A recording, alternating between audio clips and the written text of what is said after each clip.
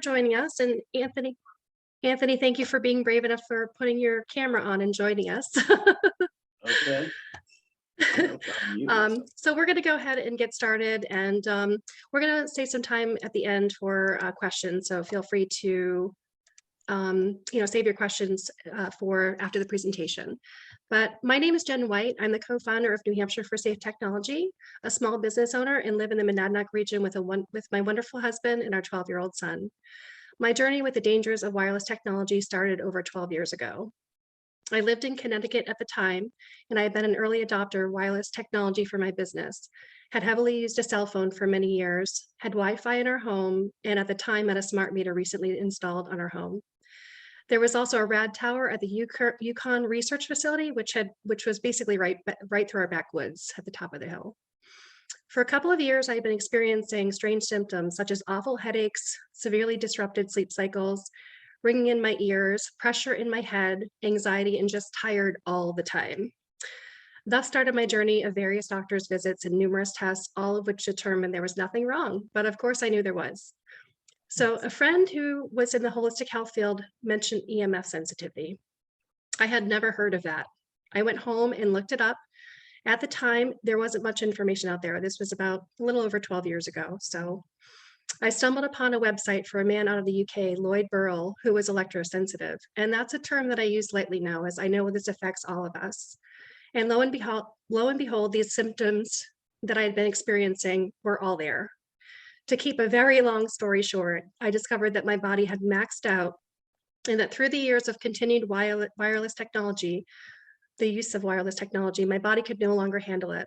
I stopped using my cell phone, I got rid of our Wi-Fi, and worked tirelessly to try and get our smart meter removed from our home. After the utility company refused, my husband and I decided to push our plans that we had to move to New Hampshire up, and we were moved up here within a year. So since I've lived here, I've regained my health. Everything in our home is wired. My health is great when I'm home, and when I travel, all of those symptoms come back. It usually takes me about 3 to 5 days to recover. I get all those symptoms back. And my 12-year-old son, unfortunately, is also sensitive. So he experiences headaches at school when he's in the Wi-Fi field, when we travel, and at home, he's fine. So I started New Hampshire for Safe Technology with these lovely ladies, Deb Hodgson and, excuse me, I'm very nervous, Lori Schreier. And we started New Hampshire for Safe Technology to educate others about the dangers of wireless.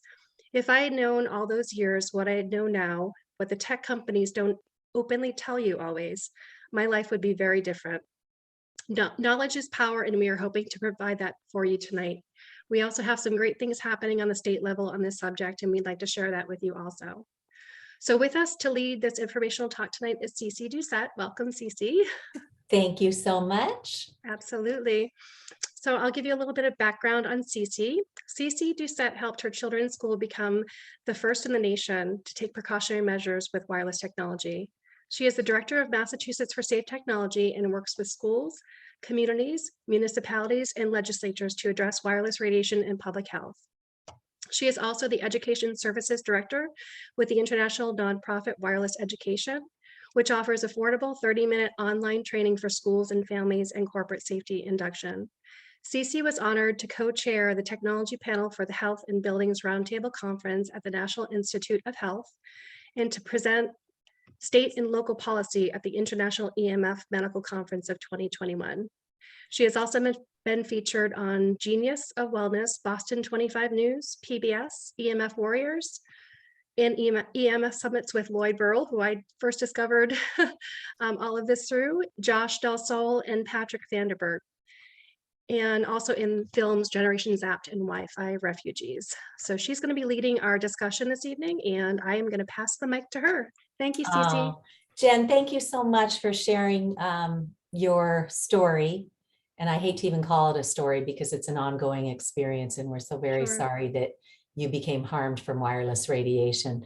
And I want to express my gratitude to Deb Hodgson and Lori Schreier and yourself for all the incredible work from the ground that you guys are doing in New Hampshire to help your fellow citizens learn about this. We ask that everybody please put mute on if you're not already muted when you come in, and we'd love your feedback. We're trying this pilot for our first time to reach out to New Hampshire citizens to see what we can do to support you in learning about wireless radiation.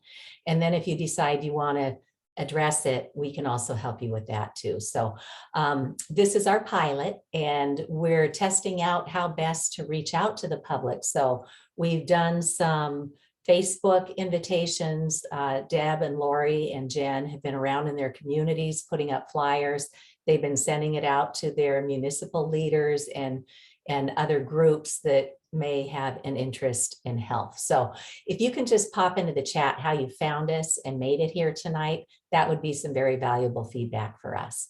So what I'd like to do now is to go out to screen sharing, and I have created a presentation that I will maximize here. Can somebody give me a nod if you can see that? Okay, so we're going to present a fair amount of information in a short amount of time, and it can be overwhelming, but the good news is that we're going to present a lot of solutions right along with the risks. And because you were kind enough to register with us, we have your email address, and we will send to you my slides. And anywhere in the slides where you see a blue line, that's a link to where you can drill down to get more information on that topic. So we want to empower you to make safe technology choices. So like most of us, I had no idea there was anything to be concerned about with wireless radiation until a girlfriend of mine in my book group, who's an engineer, tipped us off one night that there could be biological effects. And I just kind of made a mental note of it. And then I read something not long after that that insinuated the same thing. And I went, oh my gosh, if there's anything to this, I want to know, because I spent 8 years bringing this technology into Ashland Public Schools in Massachusetts when I helped to run our local education foundation. So this was at the time when the 21st century classroom was all the buzz. Turns out that's an industry campaign where they were gunning to get a one-to-one device in the hands of our children, because they know once you have a child as a consumer, they will often stay with you for life. So it's a brilliant marketing strategy if it weren't so biologically risky. So we became the first in the United States to even have this little sign hanging in our classrooms to say, turn off the devices when you're not using them, because the industry gives them to us going all Wi-Fi all the time. And as we'll learn, that might not be in our best interest. Turn the Wi-Fi off when you're not using it. So all the routers that we have around, all the wireless access points, they sit there pulsing radiation at us 24/7, unless we know to take measures to use our technology more safely. So we became the first in the nation to do this. And then I went and met with my legislators to say, I think we have a problem here. And our state senator, who's now our Senate president, put me in touch with a lawyer in her office, and we crafted legislation that we introduced in 2015 that still has made advances, but still has not passed. And I was also honored to help with New Hampshire, and I'll give you lots of good details on that in a minute, because you guys are rocking it, and New Hampshire is leading the nation on this issue. As Jen mentioned, I also helped to found a nonprofit out of Europe where we've taken a vast amount of information and distilled it into little courses that anybody could take from mature adolescents all the way up through adults, and get some good solid training on this in about a half an hour. So we're poised. When we can bring this mainstream, we can train your entire school, your entire workforce in about a half an hour online. So it's not rocket science, but everybody should have the benefit of the knowledge. And this is the link to Massachusetts for Safe Technology. You're welcome to go peruse what we have up there. And I mentioned this next link because somebody found my work and asked me to co-chair the technology panel for the Health in Buildings Roundtable Conference at the National Institutes of Health. And it was really such an honor. And we brought with us one of the world's leading scientists, the retired president of Microsoft Canada, the executive director of the Environmental Health Trust, and a gentleman who got his children off the autism spectrum by removing the radio frequency. His children had de novo mutations, which means they didn't come from mom or dad. They came from somewhere in the environment. And I had never heard anybody say that you could get a child off the autism spectrum. So gosh, what a ray of hope that was. These talks are all under 10 minutes. So you can hear from some pretty top level people, experts at the top of their field, in 10 minutes each. So that's a really good one to share with others. And then, as Jen mentioned, I was honored to speak and to help coordinate the Electromagnetic Fields Medical Conference. And electromagnetic fields are just these pulsations of radiation that come out of all of our wireless devices. Sometimes you'll hear it referred to as EMF. Some people will call it radio frequency radiation or microwave radiation. It's all the same.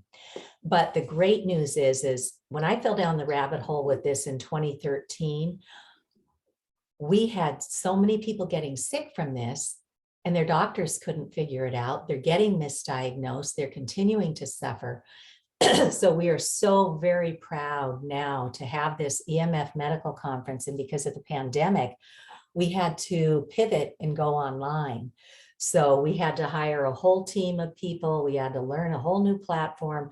But in the end, we have this amazing medical conference that you didn't have to be there for the 4 days of the conference. It's now all recorded. And it is a pretty big deal to get a medical conference that is continuing medical education accredited.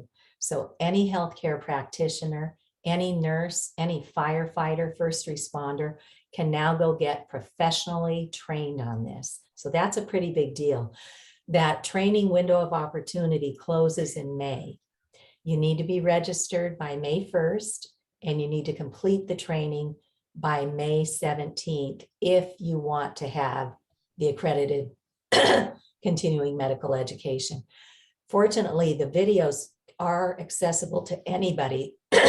The public can go out and watch them for like $39 for an entire medical conference. It's crazy, crazy money to get training from the world's leading experts on this. So please know that that window of opportunity is there for credits until May. Beyond that, until next February, anybody in the world can go learn from world leading scientists and doctors. So know that we have great resources. And what it came down to with my schools is when they read the legal fine print that lo and behold has been in there in all of our wireless devices all along. And who knew? So anybody who's with us tonight that has an iPhone, I invite you to take that out and go into settings. And I'll give you a moment just to get there. So we're going to show you the legal fine print. So from settings, scroll down just a little bit and hit general. On a really old phone, up at the top, you would hit about, but most people have upgraded. So from general, go all the way down to the bottom where you will see legal and regulatory. When you hit legal and regulatory, you'll see a little list, and about 4 down, you're going to see RF exposure. That's this radio frequency radiation or two-way microwave radiation that in this legal fine print, they call energy. And it is a light energy form. So a couple of really important things are in there. One, they tell you that this device was tested at X amount of distance from the body. So if you don't keep that distance, you're going to exceed the FCC's, the Federal Communication Commission's public radiation exposure limits. So if you're holding a device that's on and radiating, you're exceeding the FCC's limits. If you tuck it into your bra, if you put it in your suit pocket or shirt, if you tuck it in your yoga pants, if you stick it in your back pocket while it's active, you are exceeding the FCC's public radiation limits. Now, the caveat is those limits were never tested for biological safety. So we have federal FCC limits that allow this much radiation. And as we'll see in a moment, the science shows there's biological effects taking place at hundreds of thousands of times below what this wireless industry is still allowed to do to us. So most of us didn't know that this fine print disclaimer was in there. And in the next paragraph, it says to use a hands-free option, like a speakerphone or like a headset. You don't want to put a headset with a wire in it right up to your brain because radiation travels on metal. There's something called a hollow tube or an air tube headset. And I'll show you just quickly what that looks like. So up here where it goes into our head, it's got a hollow tube. There's no metal. It's got a little ferrite bead that breaks any radiation that travels up the earlier part of the cord that does have some metal. So if you have to use an active device with a headset, look for a hollow tube or an air tube headset. So when my school saw this legal fine print, they had a legal uh-oh moment. Uh-oh. We've given everybody these devices, the tablets, and all of the other accoutrements that we've been talked into in our schools with no safety instruction. So when they saw that legal fine print, that's when they decided to put these signs up in our school to cover their legal backside. So when I first learned about this, one of my big challenges was it's invisible. How do I know it's even out there? Right? And so I learned that there are devices that allow us to see and hear this radio frequency radiation. And I know, Deb, I think you have the acoustimeter here, and some of you may have this Safe and Sound Pro 2. Both of them are very good devices. The Safe and Sound Pro 2 is a little more current. And that's the one that was recommended at the medical conference for doctors to have in their medical practices to loan out to their patients.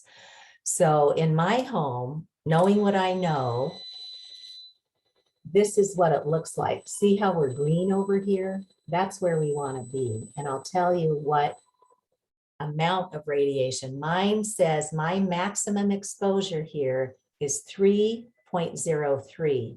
And the unit of measurement is called a microwatt per square meter. And where the scientific literature guides us is that we do want to be under 10 in our indoor spaces. And in our sleeping spaces, we want to be at 0.1 or better. Because during our sleep, our body needs to have no interference from this pulsing radiation so we can do proper cell repair and regeneration. So I want to give you a demonstration. Remember, we were at 3.3. As a rule, I keep my cell phone in airplane mode and I turn off the cellular antenna, the data, the Wi-Fi, the locator, the hotspot, and the Bluetooth, because who knew each one of our phones has like a half a dozen separate antennas that are constantly pulsing microwave radiation to say to the tower or the router, here I am, where are you? Here I am, where are you? Here I am, where? And this goes on 24 hours a day, unless we learn a little bit and learn to use it safely. So I'm taking my cell phone out of airplane mode to give us a demonstration. And this is what I'm going to let it go for a couple more seconds. Right? So from this one, and I'm going to go back into airplane mode because I don't care for that radiation. And I will read you the peak that we just hit. We were at 3.3. With my cell phone on, we hit 154,000 microwatts per square meter, and we want to be under 10. So that's what the industry and the FCC have allowed these radiation exposures to go to. That's the bad news. The good news is we have technology that can teach us about this. So I went after a grant in my town. We became the first in the nation to put one of these radiation detection meters on loan in our public library. It wasn't easy. I had to go through 3 rounds of grant application cycles to get this. I had to educate every single one of our select board members. And then I had to educate every member of the board of trustees at our library. But in the end, I persisted and we got this put on loan for anybody in my town to take out and go home and just gather your data. How much radiation and where is it coming from? At that medical conference, I met a doctor I flew all the way out to California for the first medical conference to meet a doctor from Massachusetts.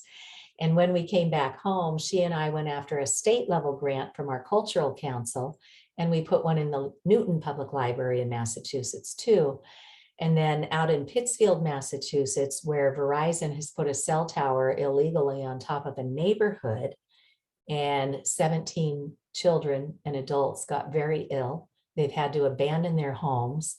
The pollinators have all died. And they have now asked their library to put one on loan. And so they have one in their community too. And then I've heard from others around the country who have said, that's such a great idea, thank you. And they've gone and put them into circulation in their libraries too. So that's something you might be able to talk to your library about. My local cable station was very kind to me. They came to my home and we walked around and showed where a lot of these common exposures are today. And they produced this 23-minute public service announcement to show where the radiation is and then offer suggestions for how you might lower that if you're so inclined. So what does the science tell us? This study over here is from our government. They started it 20 years ago to see if cell phones could be harmful. And they, at the end of the day, in 2018, they held an unprecedented peer review for 3 days at the National Institutes of Health with world-leading experts who specialize in this microwave radiation. And at the end of the day, they determined clear evidence of cancerous tumors and DNA damage. Clear evidence is the highest of 5 categories that they could assign. The industry, whenever a good study comes out, will take it and spin it and say, oh, that's just one study. You need to have more than one. Well, right on the heels of our study in the US, Italy's Ramazzini Institute completed another large study that corroborated everything that we found here. So we have the science. And as we know, DNA is the proper roadmap to grow anything from a person to a plant, to an animal, to any biome. And when this radiation is damaging the DNA, we can expect to see a lot of the fallout that we see in our world today. When I started going down this path, I started reading the fertility science, and they have taken male human sperm, exposed it to a laptop with the antennas turned on, and it changed the DNA. It slowed the motility, and it caused far fewer sperm to be viable in just 4 hours of exposure. And I went, you gotta be kidding me. My oldest had just gone up to college at St. Mike's in Vermont with her MacBook, which I'm sure she was using on top of her reproductive organs. And we had just given my youngest, when she went into high school, a laptop for Christmas. And of course, she was using it right on top of her reproductive organs. So that, after reading that science, that was the day I found my voice, and I got my shaky little knees together. And I said, I got to go talk to some people about this, because we've all done this. We've all given this to our children. So that was what got me on my feet. And then neurotoxicity. So for a long time, the industry would say, oh, there's no mechanism of harm identified in the science. Well, science has advanced, and now we know of many mechanisms of harm. We know what it's doing to our sperm and our eggs and our reproductive systems. We know what it's doing to our DNA. We know what it's doing at the cancer levels. And then with neurotoxicity, we have something called the blood-brain barrier, which protects sensitive areas, our brain. We have a gut barrier as well. And what the science is showing is that with these constant pulses of microwave radiation, and when people use the term megahertz, that literally means 1 million hits per second going on, off, on, off, on, off, on, off, up, down, you know, at these jiggity jaggedy microwave spikes. And we know that that's damaging our biology. So with this blood-brain barrier, the science shows that it's permeating or opening up that barrier. And so now, as part of our normal circadian rhythm, every day for normal cell repair and cleanup, Our blood takes the toxins out and escorts them out of the body. Well, now we've opened up the blood-brain barrier. And so now these toxins can find their way in to sensitive areas that they've never been before. And so what now we have great increases in attention deficit disorder, attention deficit hyperactivity disorder. We have PANS, we have PANDAS, we have autism, we have Alzheimer's coming on at earlier and earlier ages. Dr. Martin Paul just put out a new paper this month on very early onset Alzheimer's. It used to take 25 years before exposures would start to produce the effects that we could recognize. Now we're seeing it in people not in their 70s and 80s, in their 60s, their 50s, their 40s, their 30s, and some even in their 20s.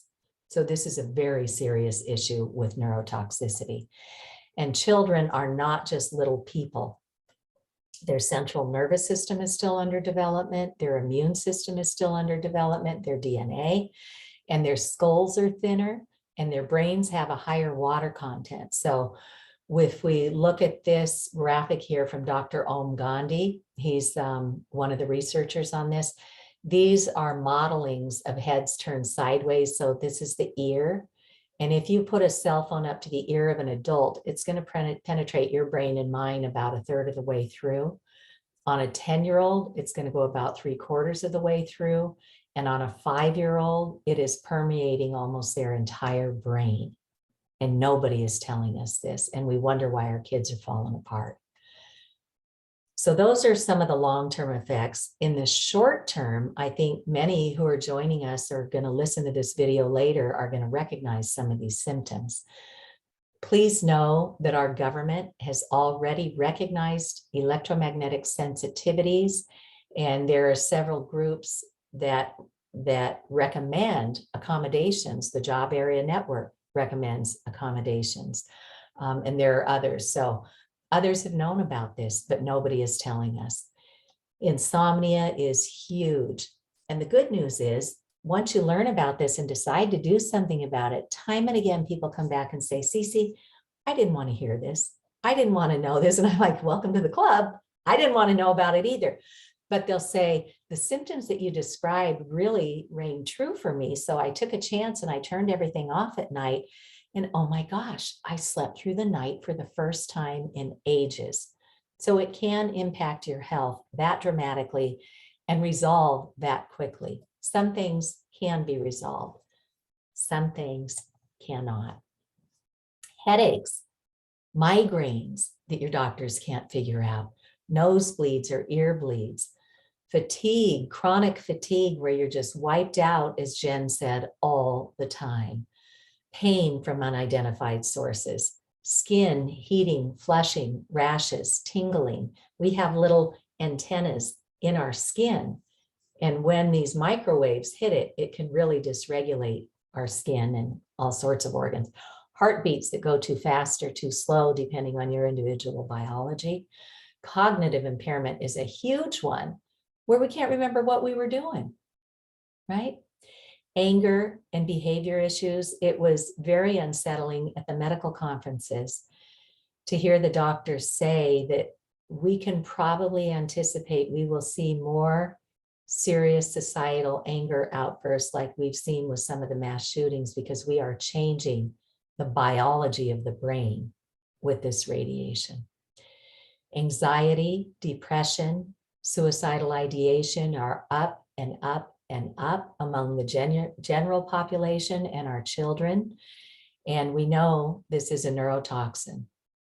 And it's not just you and I, it's every living being on this planet. And we have some excellent science. There's a whole nother body of science you can drill down into. But our disappearing pollinators, we know this is a huge contributor because we're frying our pollinators.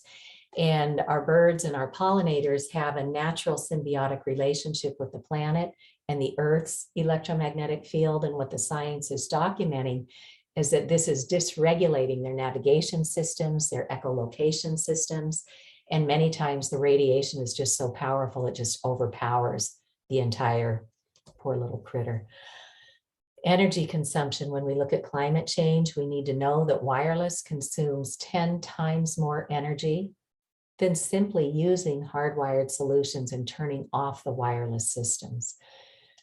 You can dig around in these links and see what goes on in the Congo and elsewhere, the horrific humanitarian atrocities for extracting all the minerals that go into all of our digital devices. The data warehouses, the networks, our personal devices all consume a lot of energy. Streaming, sending and receiving, charging. These are all things that you and I can control. If we don't know any better, all the apps we've been talked into adopting and putting on our devices, they're continuously using energy to do updates in the background. So we have a lot of choices, but why don't we know about this? That was where I kept scratching my head. And then in 2015, Harvard Law School Center for Ethics put out this amazing report that you can read for free online. It's called Captured Agency: How the Federal Communications Commission is Dominated by the Industries it presumably regulates. And in Captured Agency, they liken this to the Big Tobacco playbook. If you can suppress evidence of harm, if you can come up with your own studies that show no harm, if you can convince the population that this is the best thing since sliced bread, if you can buy the politicians, if you can use your deep pockets to capture the federal agencies, then you win, right? So this was my missing piece. And I was like, oh, you got to be kidding me. There is nobody looking out for us at the federal level. So that's where we have to use our voices as citizens to bring this information forward and bubble it up from the, our families, fix that first, bubble it up to our local municipalities. And we've got some terrific resources where our towns should all be looking at their zoning bylaws, and then bring it up to the state level. And we've got some excellent stuff happening there. So the FDA, that $30 million study that we talked about that showed clear evidence of cancer and DNA damage, that was commissioned by the FDA 20 years ago. But today, the gentleman who heads that up is somebody altogether different. And when that study came out, he turned around to the FCC and said, keep doing what we're doing. Everything's fine. And one might say, what would possess this Dr. Jeffrey Shuren to say that when the science is clearly indicating great harm? Well, we can't take anything at face value. So you go and you do a little research on Dr. Jeffrey Shuren, and guess what? He's married to a partner in a law firm that represents the wireless industry. So guess what? We don't have people protecting us right now at the federal level. So that's all the bad news. Let's look to the good news. You can fix this with every device that you have control over. In your home, you've got a router. In the back of the router, you'll find a bunch of Ethernet ports. All you need to do is get an Ethernet cable, get a really long one to take it into where you use most of your technology. We say to look for a shielded Ethernet cable. That just has a foil liner in it. There are other types of electromagnetic fields just from the wiring in our walls. And for somebody who becomes electrically sensitive, even that offshoot from behind the wall can permeate your living space like 6 to 8 feet. So if you're going to do this, you might as well just get a shielded Ethernet cable and protect yourself from any new wires you're going to bring into your home. Most of us have more than one device, so you can get this little switch, which is like an extension, an extension box for electronics. Then for each one of your devices, just get a shorter Ethernet cable. And who knew? You can buy a little $20, $30 adapter to plug into your cell phone. And anything that you're doing to access the internet, you can do so safely. All you have to do is just plug this stuff in and then go into your settings and turn off all those antennas. Now, because knowing what I know, I prefer to use a landline when I'm not on the go. And so I can just forward cell phone calls right to my landline. Problem solved. Same thing with your tablets, your laptops. If you don't still have an Ethernet plug in your device, you can buy a little adapter for most of our technology. Just hook it up, so your main cord goes in one hole, and then you just plug in your shorter cords into another, and then just get these little adapters and hook up your devices. But always remember to go in If we talk to the engineers, I'm sure they can make it so once you plug in, it turns off all the antennas, but right now you have to do it manually. So lots of room for solutions out there. But you can have completely safe technology. You could be at a 3 in your house, just like me. And it doesn't take that long to figure this out. So that's all you have to do. So that's the really good news. You can control things under your own control. But what about the things that are not under your control? So when I was a little kid, we used to play hide and seek, and I would be hiding in the bushes, and I was one of 10 kids. So sometimes it was a while before they found you. And so I just sit there and watch that little meter with all those little dials turning in circles, just keeping myself busy. Well, those were good old analog mechanical meters. What they're replacing them with now are smart meters or digital meters. And they're telling our towns that you'll save some money. You won't have to pay the person who used to walk through the neighborhood all day and take these readings once a month. That will save your town some money because now they're going to put a radio frequency antenna on it. And in my town, they're still doing drive-bys. So now a guy in a truck drives by once a month, points his scanner at my meter and gets the reading and goes off and does our billing. Well, I did a little video, a little 3-minute video. I wanted to know how much radiation comes off that thing. It's pulsing 17,000 times a day for a once a month reading. That should not be allowed, right? So they're converting our electric meters, our gas meters, our water meters, unless we inform our towns and say, wait a minute, don't do that. The largest water municipality is down in Maryland. And after this information was brought forward, they put a halt to their water rollout of smart meters. So it can be done, but it doesn't just happen. There is no cavalry coming. We have to start these conversations and bring the facts as calmly as we can because we don't want to freak people out. We want to focus on solutions. So another danger with these smart meters is the radiation can hop on the house wires and pipes and virtually turn your home into a big giant antenna that you're now living inside of. So if they're not installed properly, there can be some pretty serious issues. We can also, there's a lot of documented fires and explosions. And the industry's doing this so they can capture your data and know what you're doing. And then tell people who want to then buy your data and sell you products. So there's a lot of privacy issues. And at the medical conference, the doctors were saying that oftentimes when these smart meters go in, and especially if you're unfortunate to live in a multi-unit dwelling at the unit where a whole bank of these go in, they see a lot of people come in with microwave sickness. It's an environmental justice issue. Oftentimes they will go into an impoverished community and roll out a pilot and say, oh, look how successful it was here because these folks are working 3 jobs. They don't have time to pull their head up and know what's really going on. And then they say, look, our pilot was great. We're going to roll it out all across your state. This gentleman, Jeremy Johnson, was a Silicon Valley engineer. His wife is a medical doctor. They wound up on the wrong side of the wall from one of these banks of smart meters on their condo, and both he and his wife got very ill. He's done a TED talk that will walk you through what this is. It's really good. It takes about 15 minutes. So if you are on the other side of one of these meters, you are constantly exposed to this radiation until we get the laws changed to protect us. The other source over which we don't have control are cell towers. What we want to do is look at the non-industry funded science and see what it's saying. This is my personal research repository called Understanding EMFs. You know, no bells or whistles, but just a classification of credible information. And so when we look at this science, it's telling us that we should not be within 500 meters or 1,640 feet from a cell tower, right?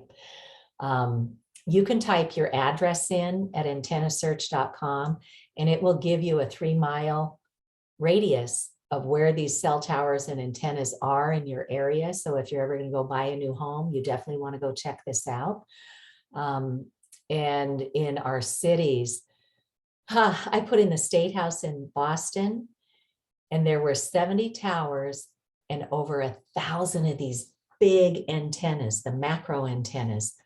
It couldn't even give me a 3-mile return. This is how many were within 1 mile of our state house. So our cities are getting very, very polluted. So you can go out there and see what is your situation. And now they're adding in these small cell antennas. This is a map of Boston that our city of Boston tracks. Every one of these dots, different color, different carrier, every single one of these is in addition to those big cell antennas. So these are coming down at street level, in our neighborhoods, outside our bedrooms, just feet from our bedrooms, unless we work with our towns and say we need to pay attention now. 5G means 5th generation technology. It's not just the next thing. The industry has monetized all they can with the bigger waves that carry our 3G and 4G data back and forth. Those big waves can come right into our homes, our schools, our offices. All that's left to monetize are these crummy little millimeter waves. They can't go very far and they get disrupted by objects. So now they're pairing these new small waves with the bigger waves for what they're calling 5G. They're selling it as faster entertainment downloads, smart cities. And if you look to see who's buying up the entertainment industry, guess what? It's the same parent companies that own the telecom industry. So they're building a new revenue stream, forcing 5G into our neighborhoods, promising faster downloads, smart cities, super highways. And it's just another revenue stream for them. So they're adding on these millimeter waves, they're using the other ones. And because these small waves can't go far, they're clear cutting trees, like either removing them entirely or just coming in and lopping them off at the midway point, which is horrific for our communities and our environment. So they got a lot of answering to do. And their goal, because these waves can't go very far, they want to put a cell tower at your curb every 2 to 12 houses. That's what 5G is. They're putting millions of these up everywhere, unless we know enough to put something in our bylaws or our state laws or our federal laws to say, no. The kicker, Senator Richard Blumenthal, who represents Connecticut at the federal level, there was a congressional commerce hearing and the industry was at the table, and he said to them, so please share with us, how much money have you invested for independent science, not industry science, but independent science to prove that 5G is safe before bringing it to market? And these two guys both just hemmed and hawed and then just went, we don't actually know of any science that's been done. So Senator Blumenthal said, so as far as health and safety are concerned, we're flying blind here. So you can watch that little 3 or 4 minute video. Computer World and others are saying 5G is a bad joke. It's not even giving us faster speeds than what we already have. And here in January, Verizon announced their grand plans to expose 100 million people to these small cells.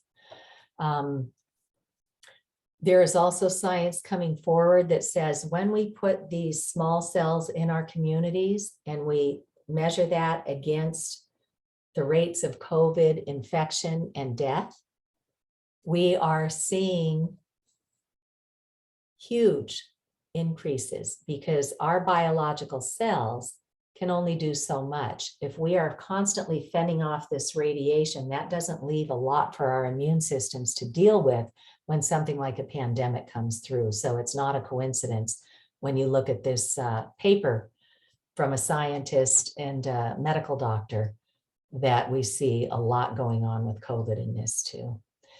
So Dr. Magda Havas is up in Canada. She's a professor emeritus from Trent University who taught electromagnetic radiation effects for 25 years. She recognizes that our governments are dropping the ball on measuring this whole cumulative effect from all these sources.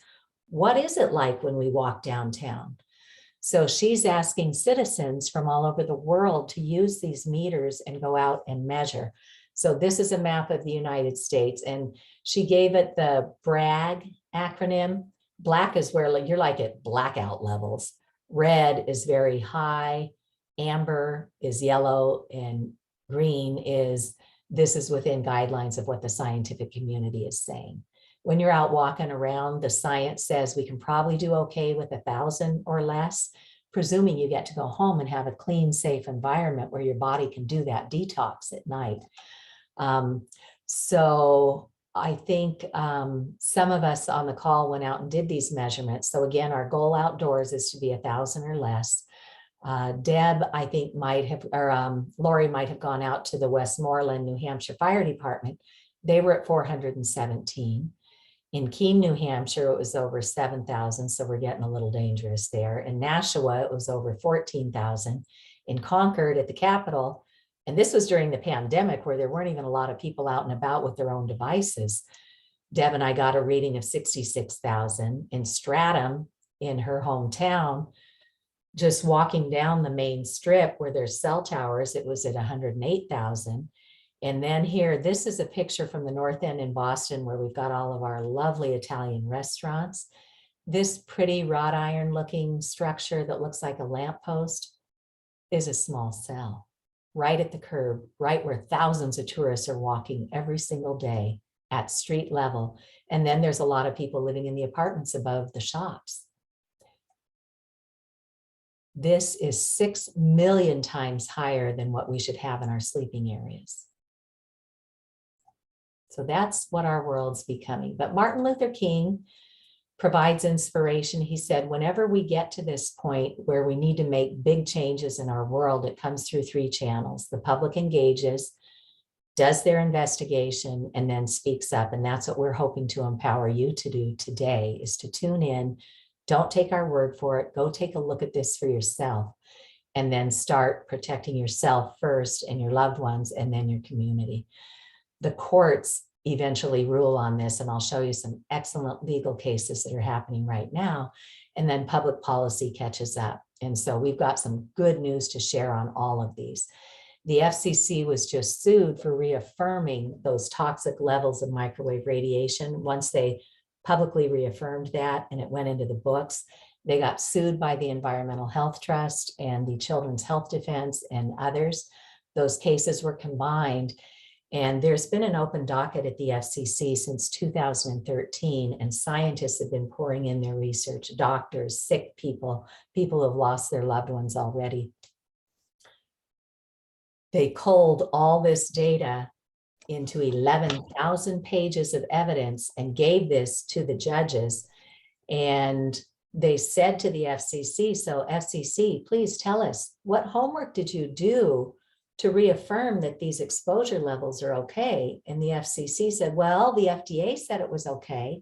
And they said, well, where's the FDA's homework? There has not been a review of the scientific literature by any of our federal agencies. So the courts called out the FCC and said that they were arbitrary and capricious in their handling of this public radiation exposure. So we can no longer rely on anything the FCC is telling us, and that's important to tell our towns. So that was a great victory, and they remanded it back to the FCC to get their act together. They will probably drag that out for years. So that's why it's critical that we take the helm and do everything in our considerable power as citizens to address this. This is another lawsuit that our towns will be interested in. It opens up the way to recoup money that we already paid through our phone bills that was supposed to bring hardwired technology right to our homes. And they took that money and threw it into the wireless bucket and started putting up all this wireless infrastructure with these small cells. And so they had a lawsuit that opens up the pathway for our states to go back and get that money to do the right solution of fiber to and through the premises. This is an active petition against the FDA saying there is an imminent hazard and you need to step up and protect the public. Anybody can go here and sign on to that. You can go into the record keeping at the FDA and put in a statement saying, yeah, protect us, right? Or share your story. So lots of good things here. I mentioned that Pittsfield cell tower debacle that's going on. For the first time in the United States, a board of health has voted unanimously that they are preparing to issue a cease and desist order to Verizon to get that cell tower turned off or moved, because 17 people in this little neighborhood became sick and they've had to abandon their homes. Some have died. All the pollinators are gone. So this is groundbreaking and it's happening in real time. Here in Massachusetts, we had a federal lawsuit because a child was getting ill in school. And for the first time, US courts recognize that, no, you don't have to have heat from a device to have harm. Look at all this science that's showing biological effects. So we've got groundbreaking stuff happening all over the place. A California court upheld that Wi-Fi is a disability when you become sick from it. Okay, and you can click here and see a whole bunch of stuff going on all over the world. God bless New Hampshire. So Deb, who's with us today and with Massachusetts or New Hampshire for Safe Technology, she shared with Representative Patrick Abrami in Stratham her journey of how she got so sick and her doctors couldn't figure it out. And once she figured out that it was the radiation, she began to be able to rebuild her biological systems again. She shared this with Rep. Abrami, and he's an engineer, and all of our engineers and physicists and technologists have been taught you have to have heat to have harm. So this flew right in the face of everything he'd been taught. But he is one of these rare public servants that went and did his due diligence, and he starts reading the science, and Rep. Abrami has this major wow moment, like, wow, what are we doing here? So he drafted a bill. Deb introduced him to me and I gave him some, suggestions on his bill, and then bless them. They got in his car, drove down from New Hampshire to my home in Massachusetts. And Deb and I spent the afternoon helping him to connect the dots. And then he went back and beefed up the language in his bill to say, why has the insurance industry long since recognized radio frequency as being a world-leading risk, and they have exclusions in their policies? So the industry doesn't have insurance coverage, and they pass those risks on to our towns. Unwittingly, our towns don't know. So we need to beef up our local zoning bylaws to say, show us the insurance on this. So yeah, Lloyd's of London, Swiss Re, they're not covering damages. Why does that legal fine print tell us to keep it off the body? Why are thousands of peer-reviewed studies ignored by the FCC? Why does the FCC not even account for non-thermal, non-ionizing biological effects? Why are our public radiation exposure limits 100 times higher than other countries? And why is nobody looking at the cumulative effect? Okay, so you've got a cell phone, now you've got a tablet, now you've got a baby monitor, now you've got a smart meter, now you've got a small cell, now you've got a big cell antenna out there. Nobody's looking at the cumulative effect of this toxin, and the more dose you get, the higher the risk you're going to get sick from it. So in 2019, Rep. Abrami introduced this amazing bill, and he asked me to come up and testify, which I was so honored to do. Deb and Jen and Lori all testified, and that was the day that I had the privilege of meeting them for the first time. And they came in and shared their stories, how their families became ill from this. And then there were others. A biologist was there to talk about the environmental. Frank Clegg, the retired president of Microsoft Canada, flew in on his time and dime, and he testified with us. He knows what the industry is doing. And Dr. Paul Heroux from McGill University, who teaches electromagnetism in the medical school, who has created cancer in his lab using radio frequency, he testified with us. We got this bill through the Science, Technology, and Energy Committee in the House. We got it through the Senate Committee on Health and Human Services. So we got the technology and the health. And then it went under Governor Sununu's pen, and he signed it into law that they have to investigate this. And then the pandemic hit. And New Hampshire's government closed down for 4 months, and they still, as soon as they reopened, kept this a priority and continued their investigation. Dr. Kent Chamberlain at the time was the chairman and a professor for the Department of Computer and Electrical Engineering at the University of New Hampshire. And he was tapped to sit on this commission. And he thought this was going to be a slam dunk. He's worked with EMFs for 30 years. He thought, of course, they're fine. And he got in there and started listening and reading and researching on his own. And he had a complete about face. And so now he is out there educating the public and scientists and working with doctors. And he is all over this. He's retired now, theoretically, but he's working harder than ever. So he's got a great presentation with slides. And now New Hampshire issued this groundbreaking commission report, and I've got it here. It cost me $50 at Staples to have this 400-page document printed, but God bless Deb, she volunteered her time to take minutes. So more than half of this are the minutes from when they were interviewing leading world experts and when the industry came to the table and gave their whole spiel on disinformation. So all of that is in here. It was a beautiful, transparent process.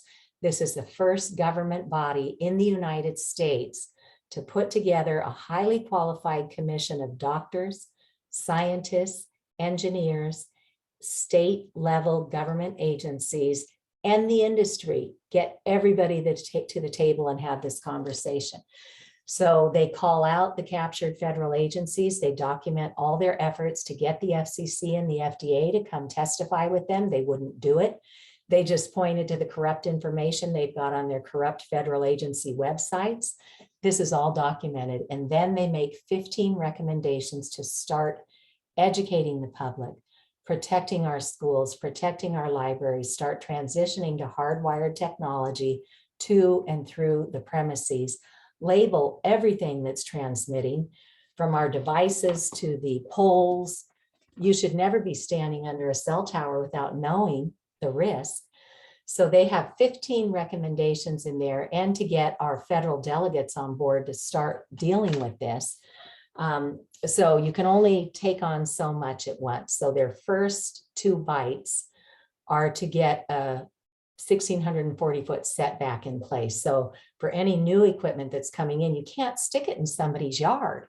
You can't put it at the curb right outside their home.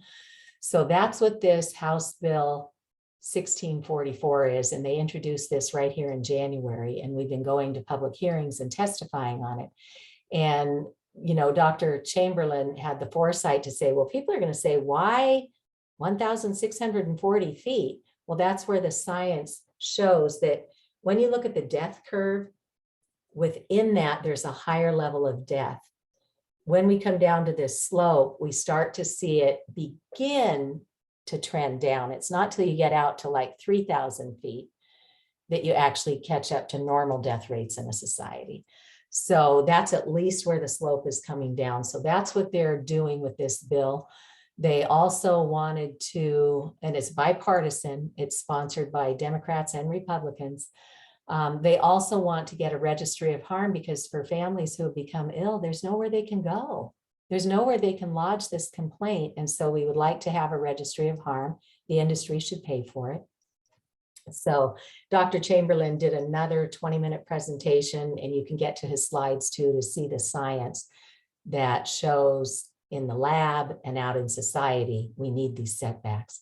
And then these hearings are all videotaped. And I'm so impressed with the New Hampshire legislature, because they are trying their darndest to make this a completely transparent process. And I won't go into all of this, but there are 150 plus groups like New Hampshire for Safe Technology, Massachusetts for Safe Technology. These are popping up all over the country as more and more people are getting sick. These are 2 of the children in Pittsfield, Mass, who got sick from this cell tower that showed up in their backyard. And they're fighting, and this is where we have a lot of hope that they're going to be groundbreaking with their Board of Health ordering a cease and desist. But there's a lot going on, and you can drill around through what we've done here in Massachusetts. The city of Boston has filed with the FCC. They sued the FCC. They lost, but they joined with many communities around the country on that lawsuit. So in Burlington, they came up with a small cell policy in Massachusetts and Burlington that said, you know, it's got to be compliant with the Americans with Disabilities Act. You can't be sticking this stuff where a wheelchair can't get by on the sidewalk. It's got to blend in with the environment and be aesthetically pleasing. But then they said, you can't just come and drop and run, which is what the industry does. They install this stuff and never come back. You have to come back every single year and certify that this infrastructure is still compliant with whatever the laws are of the day. And we don't have that money as a town to keep somebody on retainer. So you, Verizon, and all the other vendors are going to have to pay us a fee every year to do an independent certification. Well, when Verizon heard that, they thought, oh, we don't want to set a precedent because they're planning to put millions of these in all over the country and they don't want to be paying a fee on those. So they respectfully withdrew their applications from Burlington. So we can make inroads. And now we've got all this great information pulled together for everybody else to come see and get some courage mustered up. So we're doing everything we can. Easton, Connecticut, a grandma figured this out, went to her town. They put a moratorium on any further build out till it can be proven safe. Hawaii County got a resolution saying they want to ban 5G. And you can go to the Environmental Health Trust and see what's happening all over the world. So lots of things. So you guys will appreciate this. The New York Times did a series of articles talking about what Silicon Valley executives are doing with their children.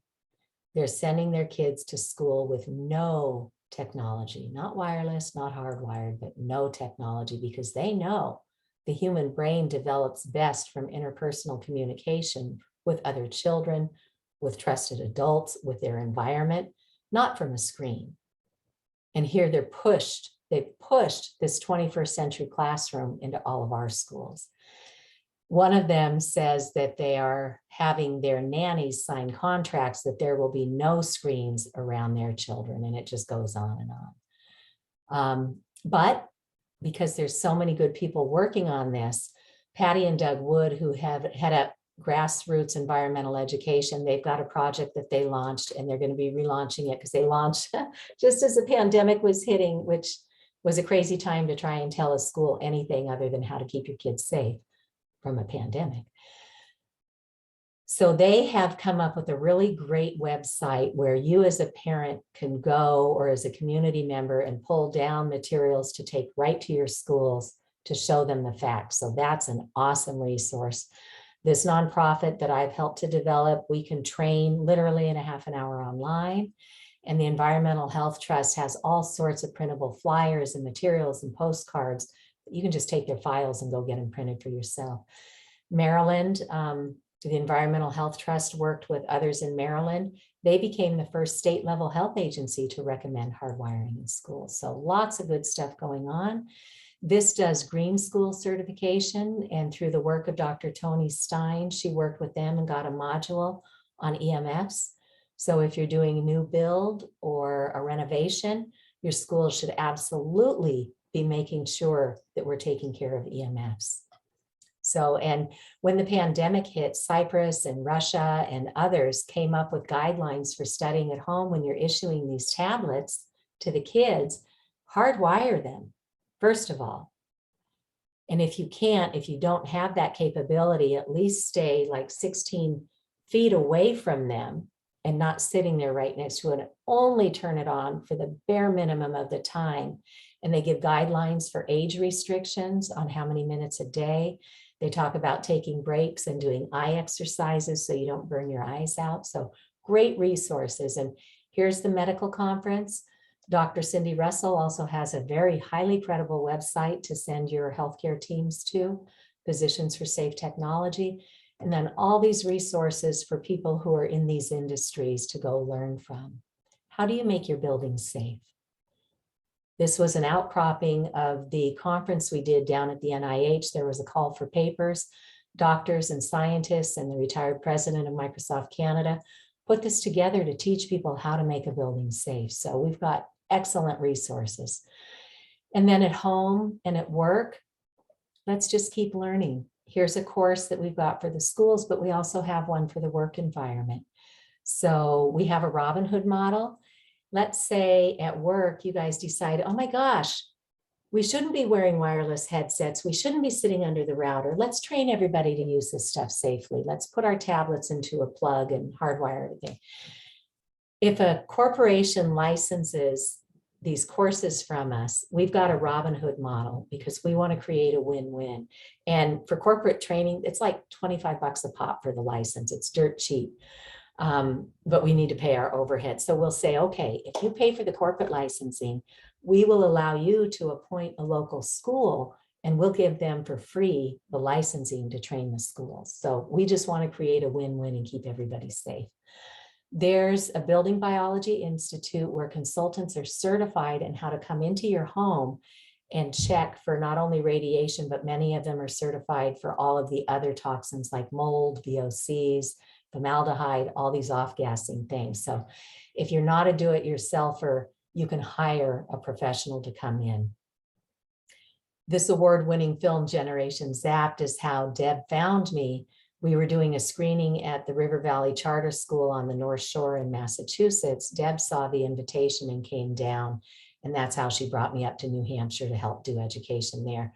Most libraries have streaming services now. You can watch this for free if your library subscribes to Canopy or Hoopla, Canopy with a K, or you can just download it. Or Amazon Prime, I think, has it now. So you can get this easy peasy.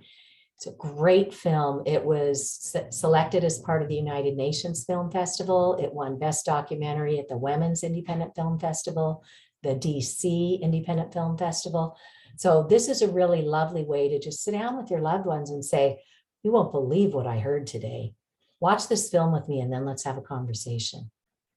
Even on PBS, Bert Wolf, who does a travel show, has done 2 episodes on it. And then I mentioned that Patty and Doug Wood have their nonprofit. Another one of their projects is Americans for Responsible Technology. And they have culled the best practices from all over. And they've got a toolkit. You can hit the ground running. There are flyers you can give to your neighbors. There are signs you can put in your yards. There are local zoning bylaws right there in a template that you can take right to your town and say, we need to get our town lawyer on board with this and let's see what we can do quickly. And then, you know, we all need to reformulate good habits and set those examples for our kids, right? It's so easy to be lost in the shallows of a screen hour after hour after hour, and that's not healthy. So I love this little poster, 50 ways to take a break. Go out and do all those great things that we used to do before we hid behind screens all day long. And this could be a fun thing. Cut them all up, put them in a bucket, and have your kids draw one out every day. What are we going to do today? We're going to meditate. We're going to go for a nature walk. We're going to go climb a tree. We're going to go write a poem. We're going to go talk to our grandma. We're going to go, you know, all these great things that we used to do to enrich our lives. Just a gentle reminder to do that and to model, because those kids are watching every move we make. The earth prescription. Some of you may know about grounding or earthing, and the scientific evidence behind that is every living creature is meant to be connected to the earth. We get electrons that come up and help to keep our bodies regulated. But now that we walk around in rubber soles and we live off the ground, we sleep off the ground, we drive off the ground, we've lost our connection to that incredible healing energy that is given to us every day right from the earth. So I read a book about it and I'm like, okay, I get the science, but I live in the Northeast. I can't very well be out there walking around barefoot 6 months out of the year. Then Dr. Laura Conover came up with this book called The Earth Prescription, and I love it. She takes all 4 seasons and teaches us how we can ground naturally.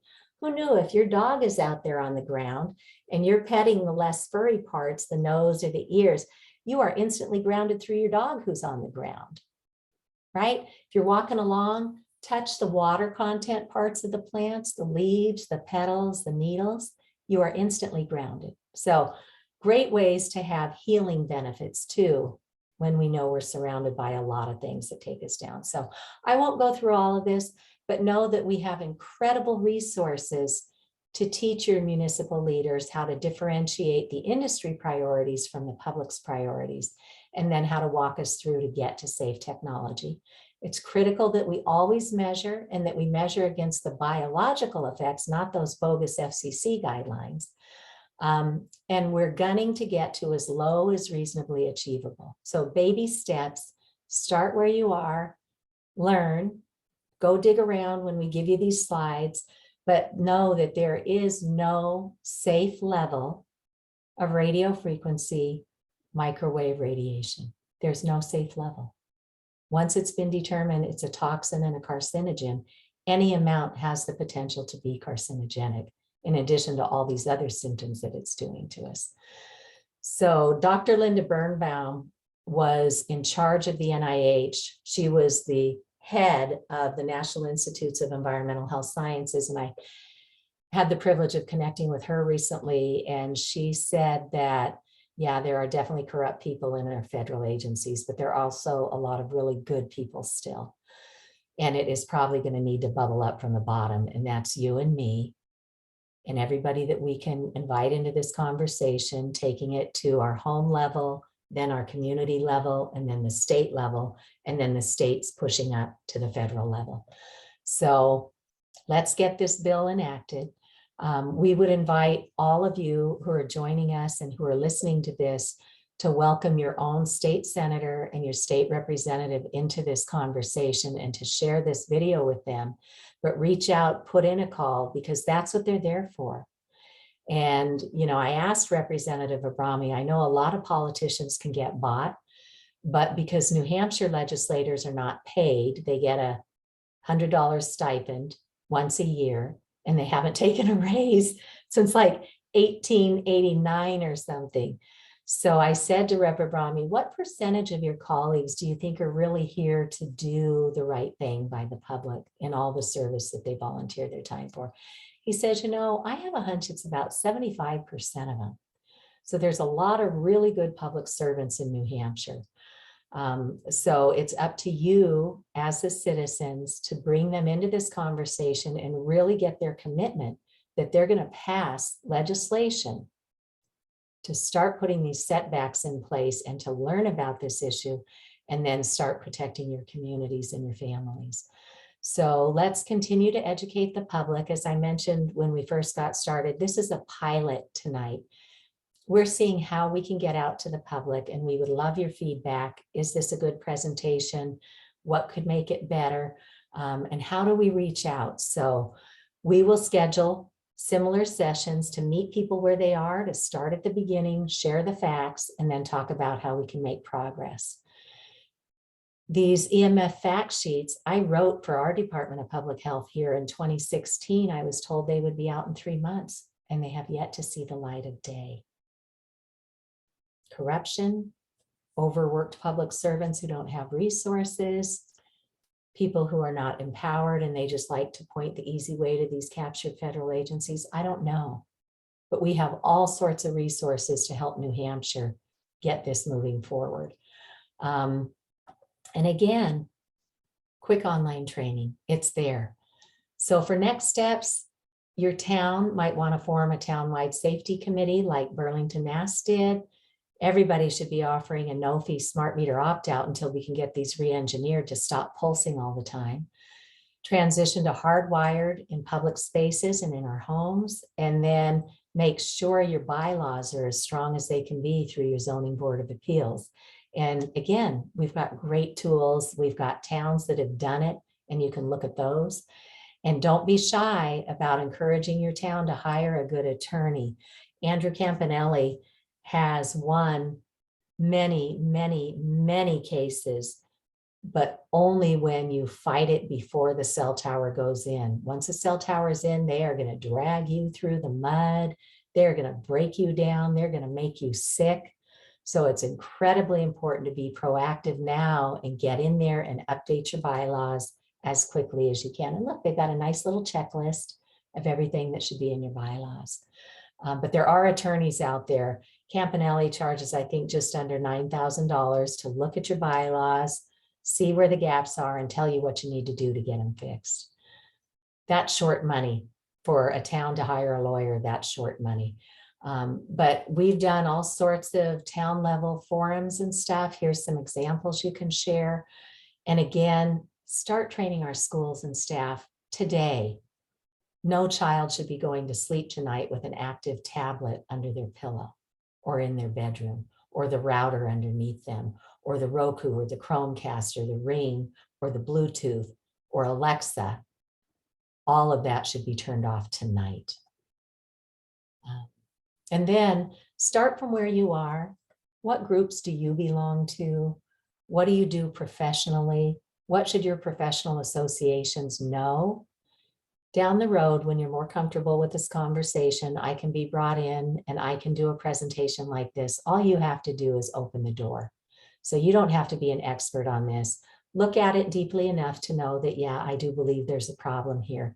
Open the door and I can come in and do the presentations, and we will, as ever, you know, come up with solutions. So that's who we are. You can reach us through any of these links: New Hampshire for Safe Technology, and here's their Gmail address. Massachusetts for Safe Technology, pound around there, see what you might like to use, and you can reach out here. You can go take these little courses to know for yourself that, oh my gosh, we went through all these years of pulling this stuff together and I can sit here and take it in less than a half an hour online. Cool. So don't be shy about engaging and reaching out with questions. So I thank everybody for your time tonight. We can stay on and answer questions. If anybody would like to put a question in the chat, then we can take those and field them for you. So yeah, Lori brought me in and we did a screening of Generations Apt at the Keene Public Library. We had a great turnout. So we can bring these programs into your communities.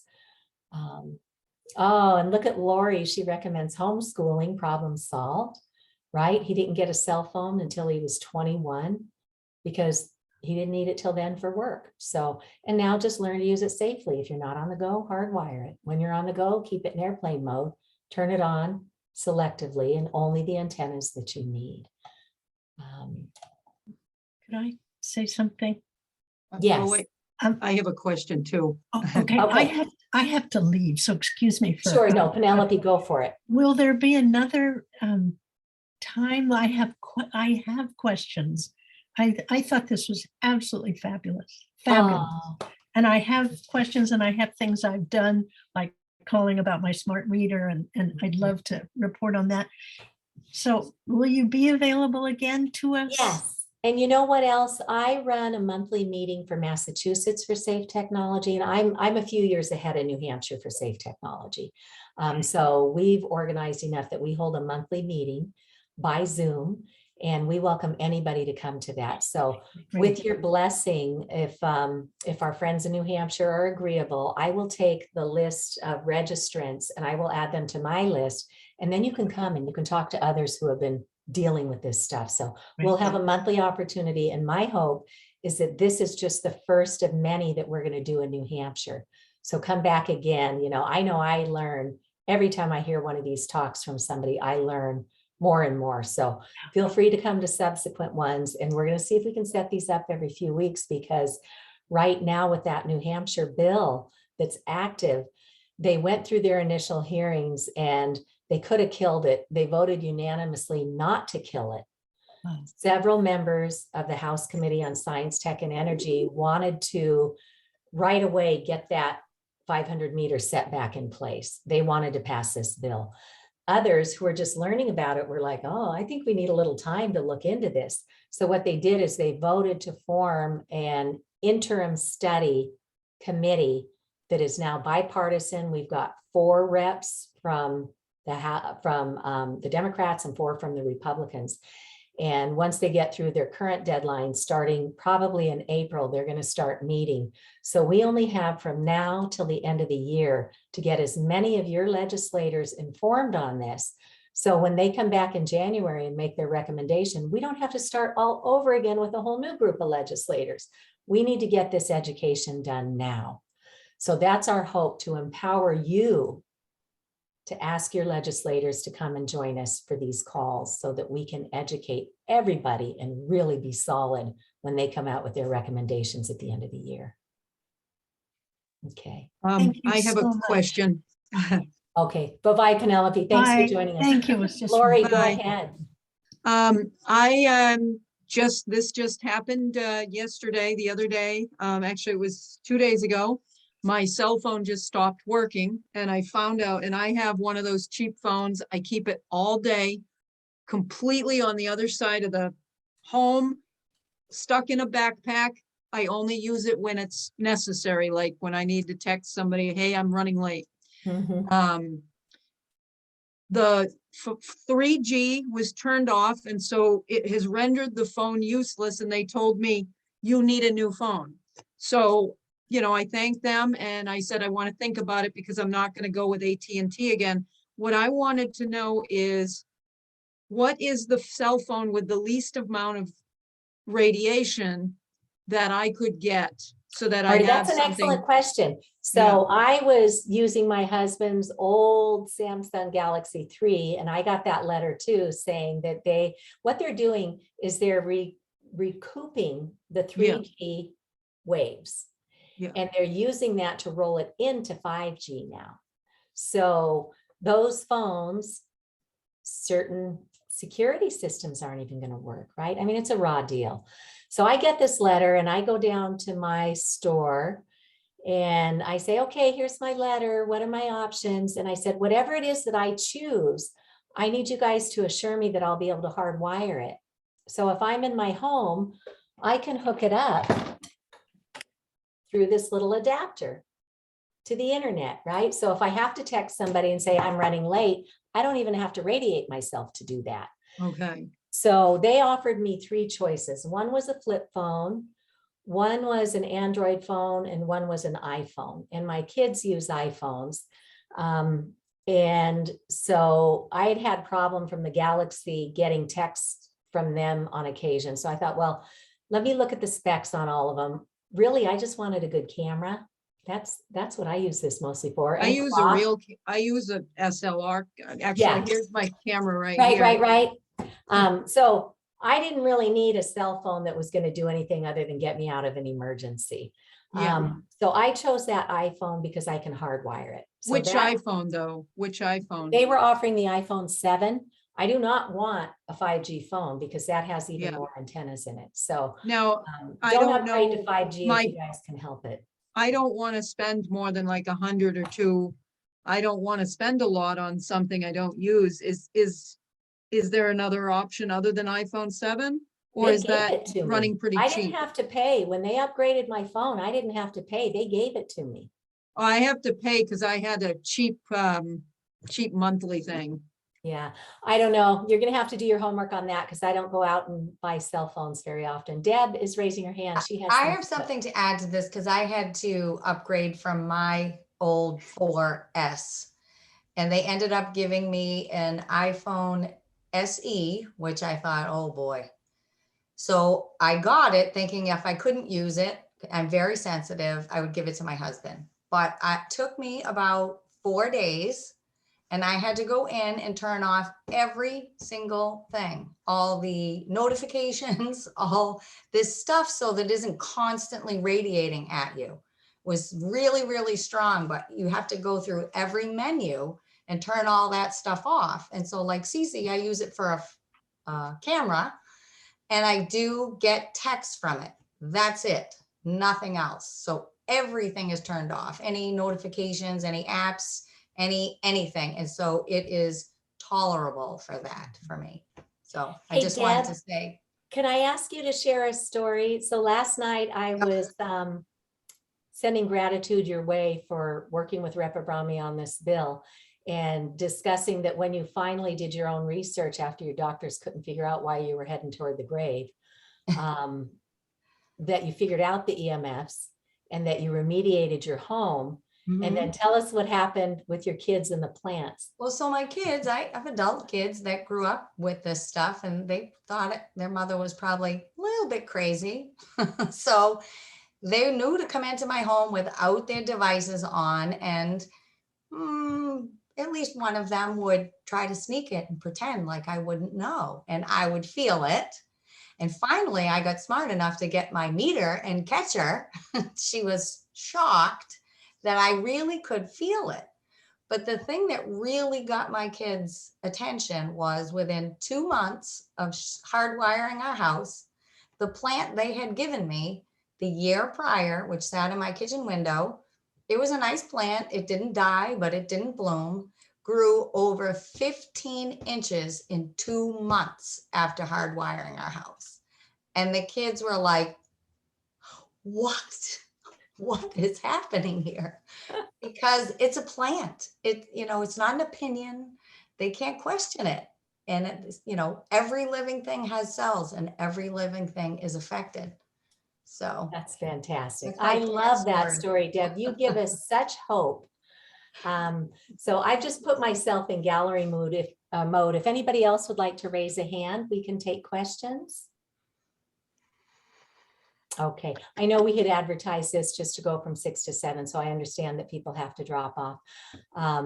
So thank you. And I Thank you. just saw Dr. Beverly Rubik just dropped off, and she's one of our scientists who put out that COVID paper. So I'm honored that she took the time to be with us tonight too. So for everybody who was with us, for everybody else who registered and couldn't be here, we will be sending the video out. And if you look in the video's description, when we get it posted, you will find my slides, and everybody is welcome to dig down there. So reach back, email us, tell us how we did, what we could do to improve, because we are set to get this information out to the state of New Hampshire and do our darndest to protect you today while public policy catches up to the science. So thank you, everybody. Jen, Lori, Deb, you guys are my heroes. Thank you so much for everything you're doing. Thank you so much, Cece. It was wonderful. And thank you everyone for being here. All right. Take care, everybody. Okay, have a good night. Thank you. Good night.